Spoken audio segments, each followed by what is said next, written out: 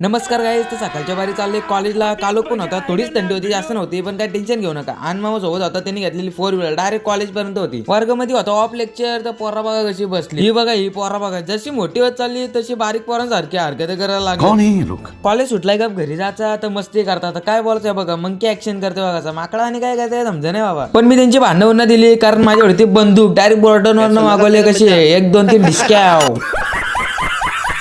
आता बघा हा चाललाय ना, तो त्याला चाड्या लावते बा. आता तो त्याच्या मागं पळत येईल का, तर भाई तो त्याला चिडवतोय, हा बघा सात पळत येते. कधी मोठा असं काम आहे बघा कसा पळतय. आपली बंदूक काढलीच तुम्ही, पण त्यात होती एकच गोली, त्यामुळे ती काय काढायला भेटली नाही परत. त्यांना बोललो तुमची भांडणं तुम्हीच करा, मी चाललो आपल्या घरी. आलो वनवे गावामध्ये आपल्या. बघते तर काय, मावशी आलेली, तिने आणलेली संत्री आणि द्राक्ष आणलेली. मावशी आलेली तर इथं जेवण पण केलेलं, चिकन आणि पुरी जेवण होती मस्त वेगळी. जेवण झाला बघते तर मावशीने पेढा पण आणलेला आहे बघ, किती पेढे. त्यातला एक मी खाल्ला, नंतर संत्री पण घेतली खायला. बोलो संत्री पण खाऊ दे. अभ्यास घेतला थोडा करायला, अभ्यास करून झाला. चला तर मग बाय गाईज.